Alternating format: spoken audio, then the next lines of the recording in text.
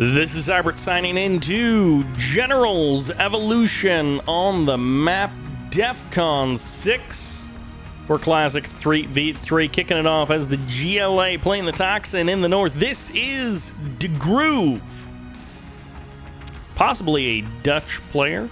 Meanwhile, playing the red GLA demo, it's Andrey. And rounding out our GLA sub-factions, playing the stealth, it's MasterPurple, who's kind of playing a pinkish color today. Meanwhile, on the south side, playing the cyan China nuke, it's FinaLKratosS, playing the blue China nuke. This is Blues. And playing the green China infantry, it's GeneralsEvolution. Mr. Evolution himself, if you will.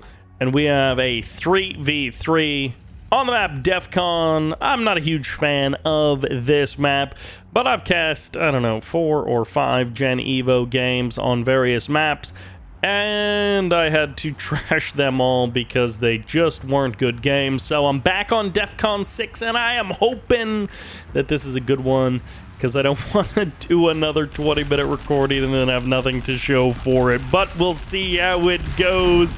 The action is starting already here on the south side of the map. A little bit of a tunnel network coming in here from one of our GLA players. And of course, as you may have noticed, no USA representatives in this game. The GAT tank will go down. The RPG troopers will reign supreme. And there is a tank hunter making the long, lonely walk of loneliness on his way to the bunker. He's going to be supported by a GAT as well. And this bunker may be broken by the tunnel network and the RPG troopers before anything can jump inside of it. RPG troopers going to be popping back out, and they're going to be able to get a couple of shots on that GAT tank. It might buy enough time for the tank hunters to actually get inside of the bunker, but it just won't matter because the bunker gets busted, and that's some dead tank hunters. For the current moment, MasterPurple is going to be winning the fight on the low ground. But of course, Gen Evo is not a game of minutes. It always seems that it's a game of tens of minutes.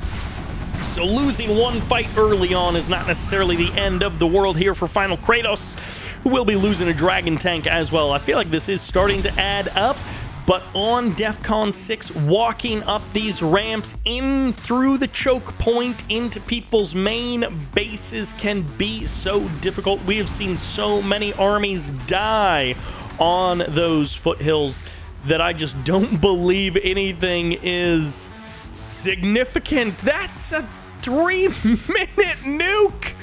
3 minutes. I know he's playing the nuke general, but that's a 3-minute nuke coming in with even with a 6-minute timer. It's gonna be before the 10-minute mark. By the time that nuke is ready to go, that's a fast. It's double nuke. FinaLKratosS also with a nuke. That's okay, we got ourselves 2 nukes out on the field. Down onto the low ground goes FinaLKratosS. I feel like we've been trapped in this part of the map between MasterPurple and FinaLKratosS. They've been fighting over this low ground. Manticore going to be stepping out onto the field.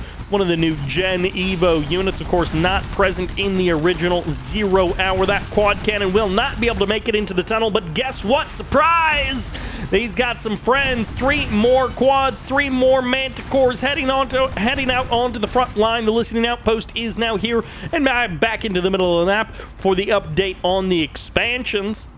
The GLA team is trying to take over the middle of the map, and the China team doesn't want it to happen. Flak Tank steps forward, but he gets clobbered by all of the GATs showing up from Blues. He may be a China nuke, but he's got no nukes on the front line. It's just listening outposts and GATs. Classic China unit composition. Meanwhile, on the other side, it's going to be DaGroove heading into the middle of the map. He's looking to shut down this China expansion from Mr. Evolution himself, who's had a bit of a quiet presence in this game thus far, but I'm sure he's going to be adding his own nukes into the mix of things. Those nuke MiGs are just so fun to watch. They don't always, the explosions don't always match the damage output. I feel like I'm watching StarCraft 2 sometimes when the nukes go off. In this case, they did actually wipe out the entire attacking army from DaGroove, but, you know, sometimes those nuke explosions look fantastic, and then the units just survive, and they've got like 85% health. and you're like, oh, I feel like I'm watching a StarCraft 2 nuke with how little it actually did to influence the game. That's a lot of listening outposts showing up from Generals Evolution. A couple of them going to be getting knocked down by the Toxin. What was that?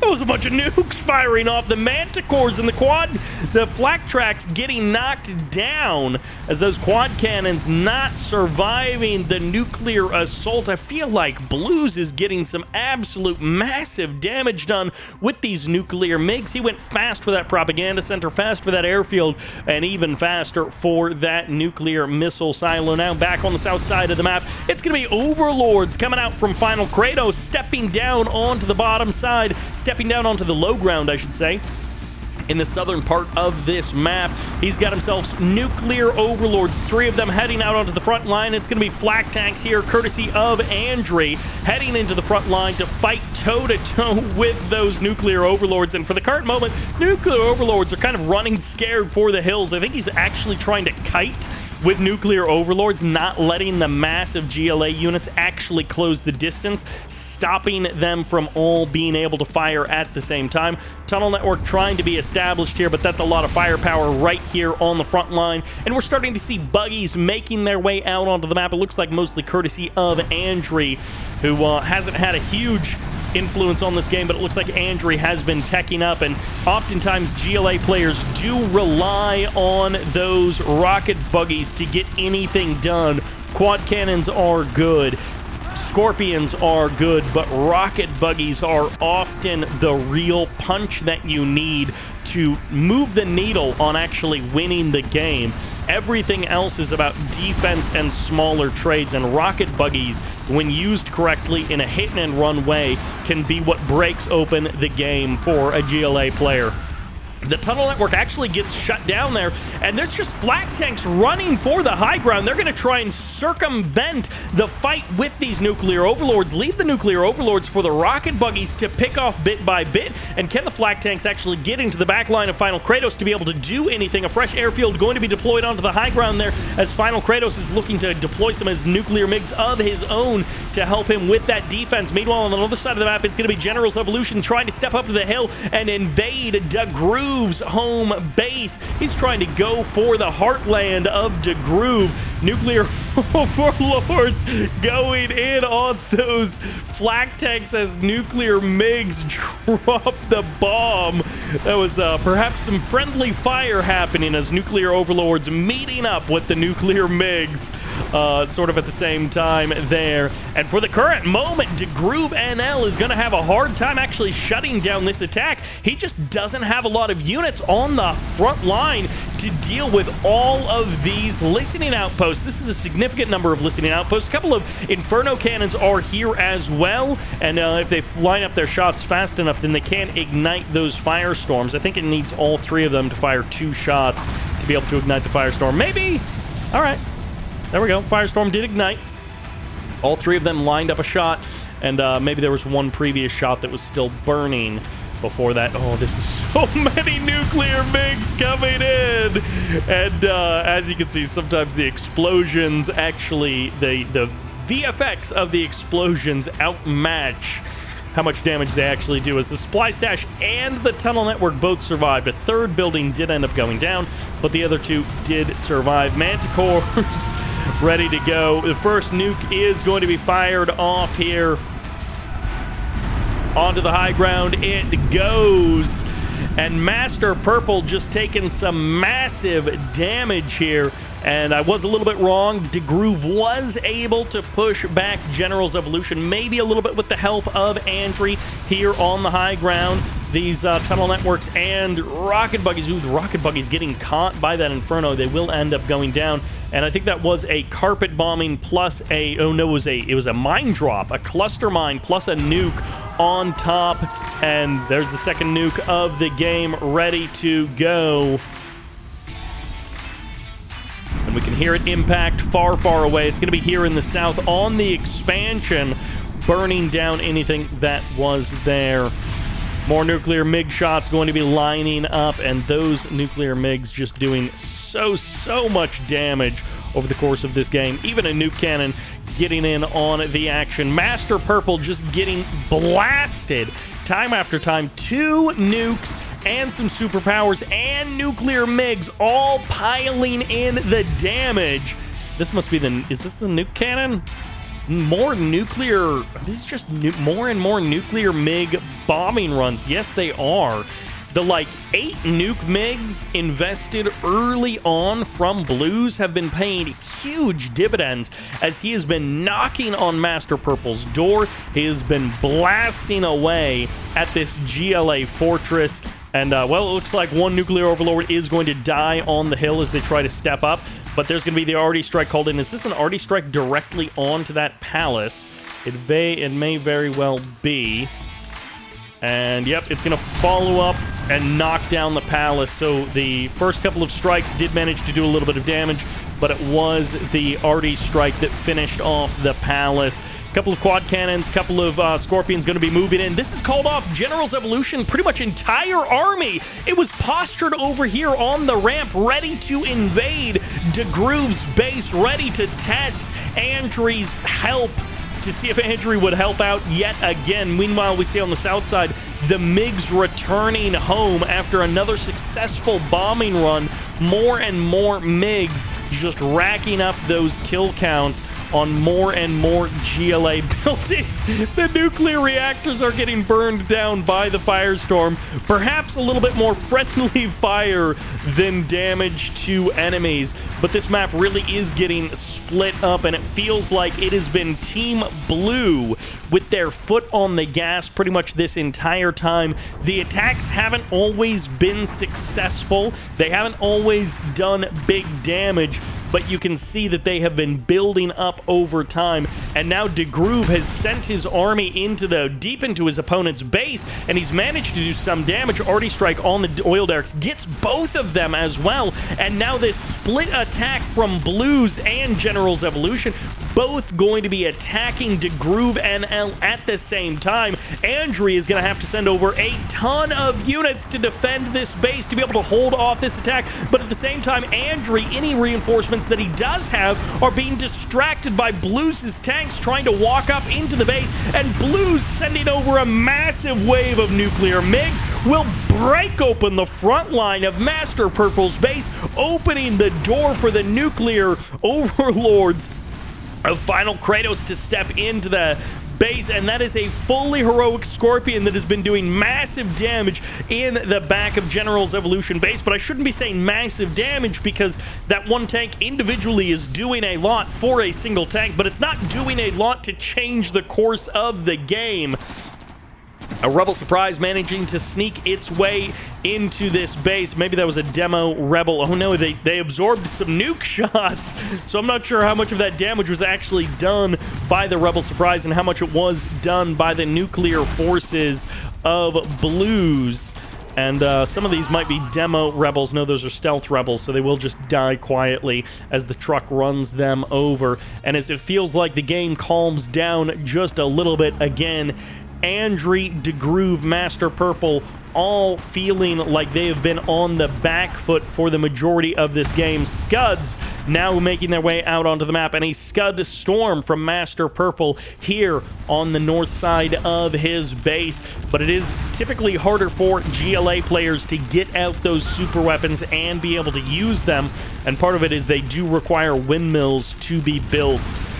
So they do have that extra expenditure going along with them. And in this case, it actually does cause low power mode. Killing off that windmill managed to stop the timer on the one super weapon of the GLA teams. Not a lot of rocket buggies. I feel like so often we see the tunnel networks and the rocket buggies and even the sneak attack or the sneak attack tunnel being the thing that really allows the GLA players to do a lot of damage. But in this game, we have 3 GLA players, and I feel like we just haven't seen that critical mass of rocket buggies where we see 20 rocket buggies, maybe 10 from a couple of different players, coordinated with this AP ammo upgrade so that they have those bonus shots. And we're seeing it now from Andrey. He's got 5 rocket buggies, and he's able to shut down at least one of these Overlord tanks without any real problem. And then the nuclear MiGs come in, and they just eviscerate everything. The front line of Andrey was looking good, and then it was looking bad. red as the nuke lands on the base of Andrey. One nuke here, and in 20 seconds, another one will be ready to go.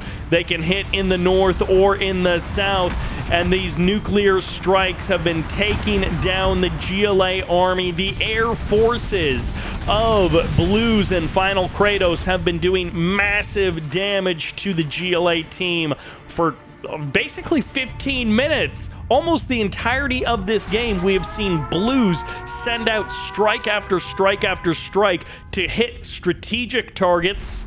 Oh, it's in the north. I missed it again. Every single nuke has been landing off screen here.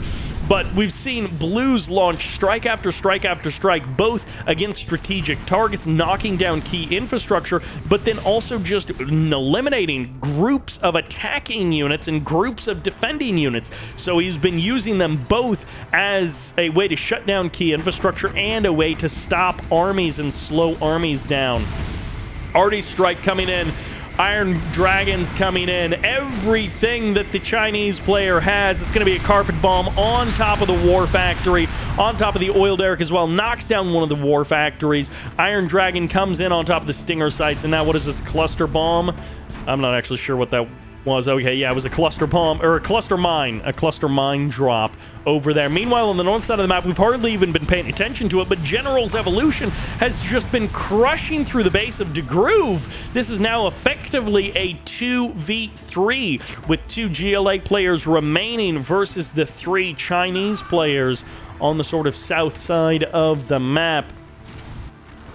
It is going to be an unstoppable wave of Inferno cannons heading deeper and deeper into GLA territory, burning everything in their path. And this black napalm will not be easily stopped. This might be a mega toxin drop. On top of so many tanks, that Anthrax is eating through their armor like it's nothing. And that is going to be a big delay to this attack. If that would have come a few minutes earlier, that actually would have been a massive strike to be able to buy time. Now, 4 additional internet centers coming up for Blues, who's at 16K per minute of income. Absolutely massive amount of cash available to Blues. A new demo, a new Rebel Surprise. I think that was... yeah, that was a sneak attack tunnel as well. There were some vehicles getting deployed there. And GeneralsEvolution, Blues, FinaLKratosS, they've all got their little backup economy. 2 of them kind of cornered into that section of the map. Blues adding on 5 or 6 or 7 more internet centers just to boost his income, boost his production even more.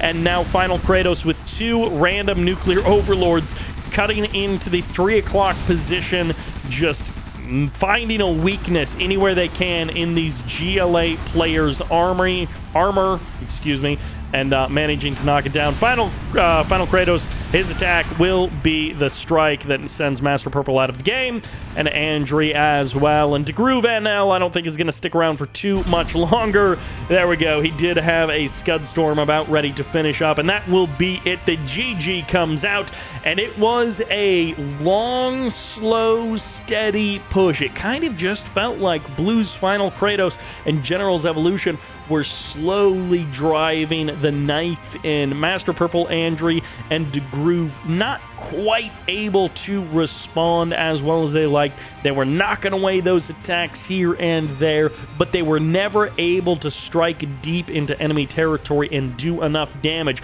We saw them a number of times managing to make their way into FinaLKratosS' base, even into Blues' base a little bit there, but never able to really do that critical damage.